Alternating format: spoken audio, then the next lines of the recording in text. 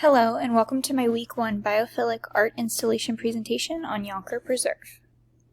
Yonker Preserve is a 104-acre nature preserve donated post-mortem to the Potomac Valley Audubon Society and the Nature Conservancy. It is a special place for myself as I often come here to sit, watch, walk around, and interact with nature.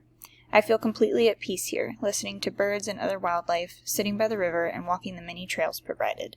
Just today, I was able to get a lifer, which in the birding community means the very first time a birder sees and positively identifies a specific bird species in the wild. As I said earlier, this preserve boasts dense forests that are home to many species of flora and fauna, and today I was able to hear and see some of those species.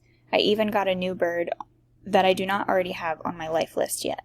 If you're not a birder, this is a list of species that you collect on the Cornell Lab of Ornithology app, Merlin.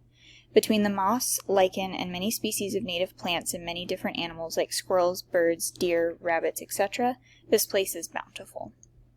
With many placards throughout the trails explaining the wildlife and habitat as well as the backstory, it is easy to see why so many people come to find peace here.